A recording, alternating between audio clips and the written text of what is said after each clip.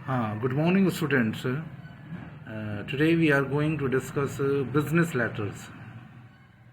Business letters को हम informal letters भी कहते हैं. इससे पहले हमने फॉर्मल लेटर्स भी कहते हैं.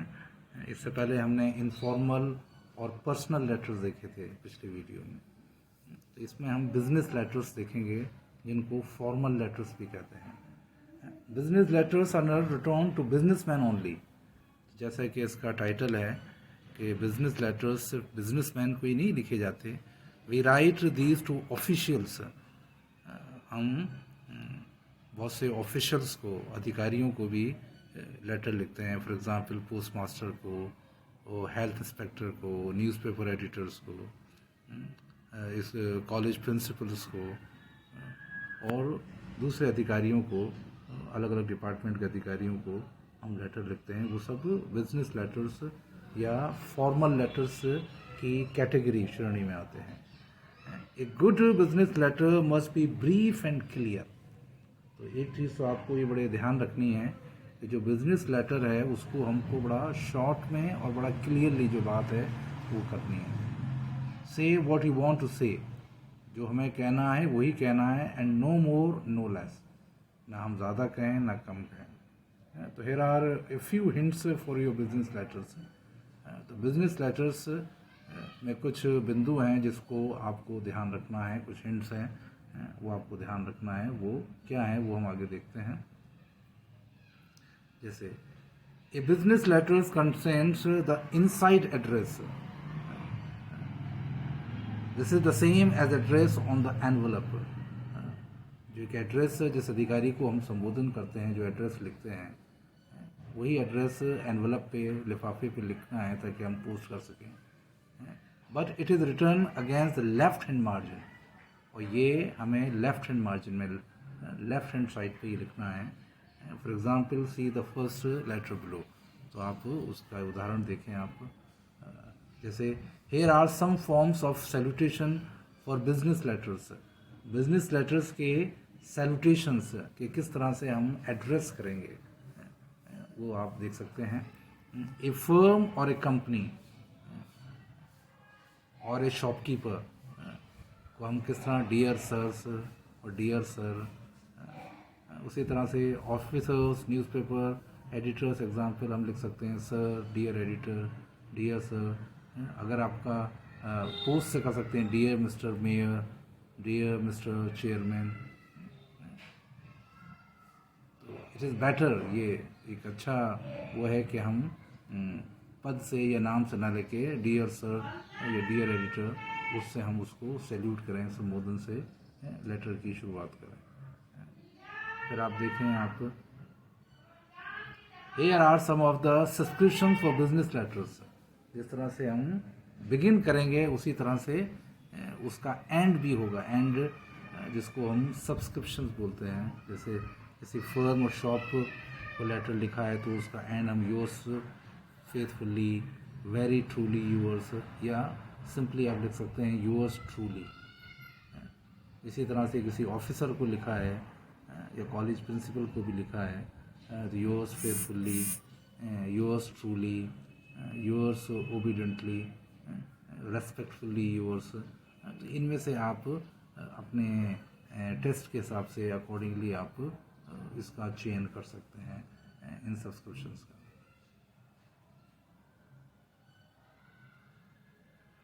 फिर आप देखें, we said earlier that personal letter has 3 parts.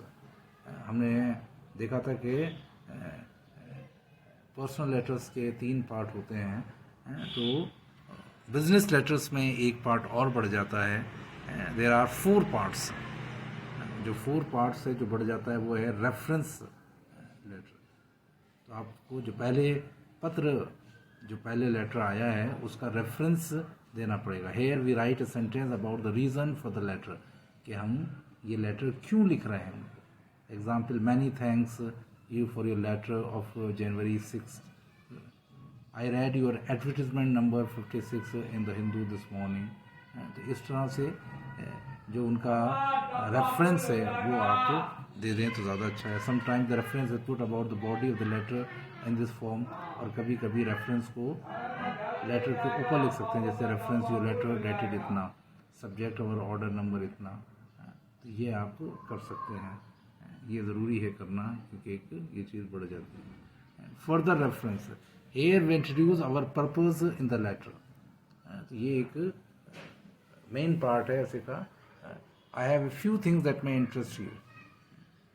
तो यहाँ आप जो पत्र आपने लिख रहे हैं उस संबंध में आप अपना क्लैरिफिकेशन सफाई दे सकते हैं, उसको आप और स्पेसिफिक वे में क्लियर कर सकते हैं कि ये आप पत्र उन्हें क्यों लिख रहे हैं।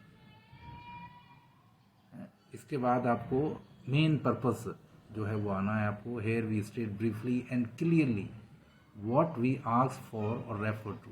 जो हमने ऊपर रेफर किया है उस संबंध में आपको ब्रीफली मतलब संक्षिप्त में, शॉर्ट में और क्लियरली जो आपको बात अपनी प्रेजेंट करनी है, लिखनी है।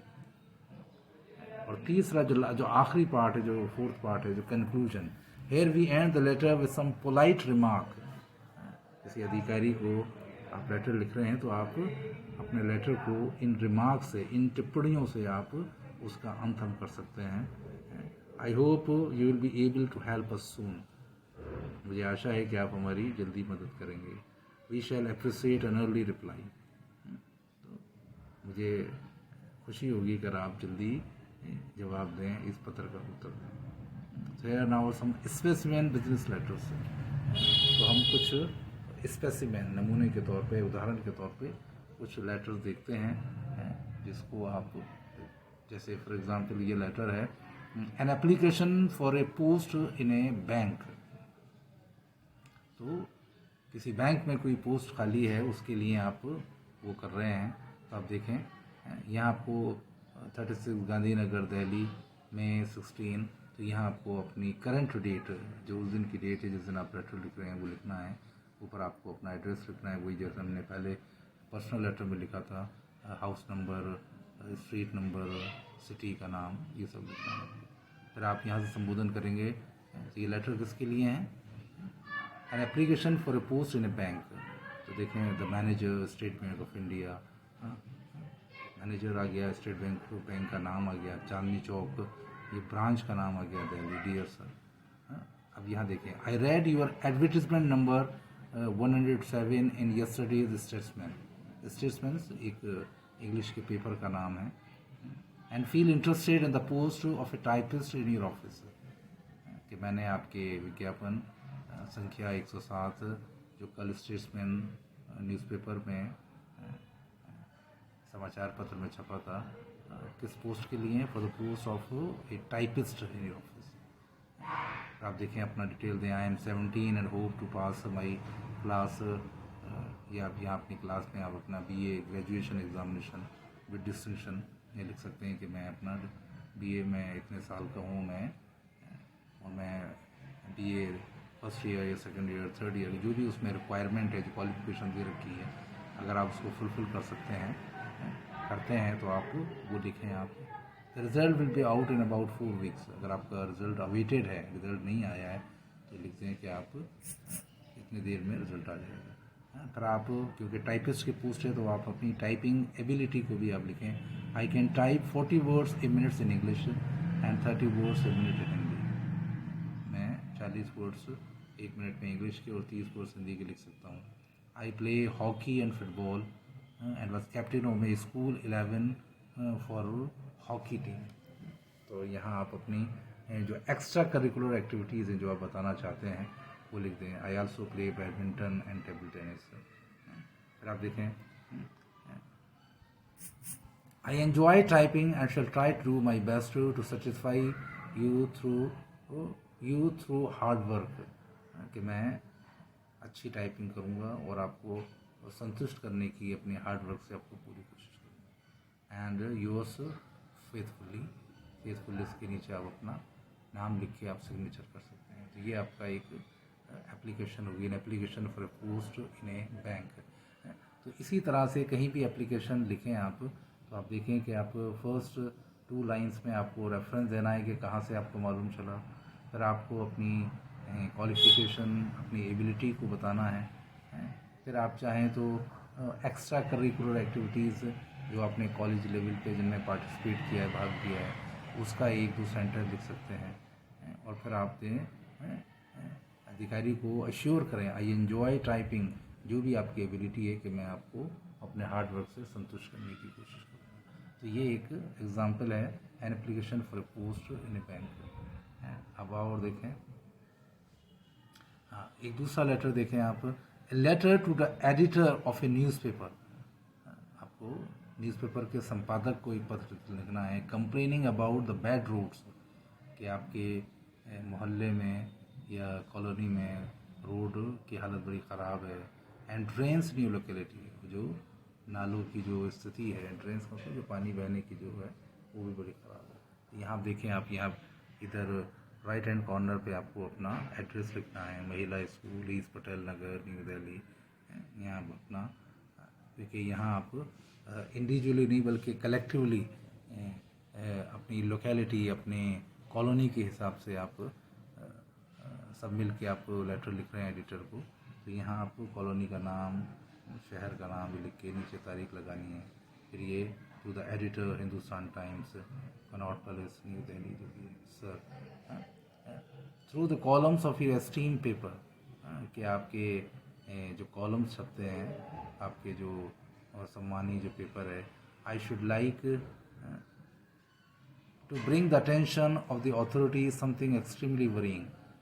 मैं अथॉरिटीज, अधिकारियों की ध्यान आकर्षित करना चाहिए, bring to the attention of the authorities something extremely worrying, कि जो बड़ी हालत चिंताजनक है, बड़ी खराब है। Most of the roads in East Patel Nagar remains unswept for days, कि हमारे जो कॉलोनी है ईस्ट पटेल नगर में कई दिनों तक रोडों पे झाड़ू नहीं लगती है। अनस्वेप्ट का मतलब दे आर नॉट क्लीन्ड, उनको साफ नहीं किया जाता। The result is unbearable foul smell, और इसका रिजल्ट क्या है, इसका नतीजे से क्या हो रहा है कि वहाँ बदबू आ रही है। फॉल स्मेल का मतलब बैड स्मेल, अनबिरेबल जिसको हम सहन नहीं कर सकते। Many lanes are full of stagnant water, और लेन्स का मतलब नालियाँ। Many lanes are full of stagnant, stagnant का मतलब पानी एक जगह रुक गया है। The water is not flowing, it is stagnant water, because the drains are not working, क्योंकि जो नाली का बहाव सिस्टम है वो सही से काम नहीं कर रहा है। And nobody cleans them regularly, क्योंकि वहाँ रेगुलरली सफाई नहीं होती है।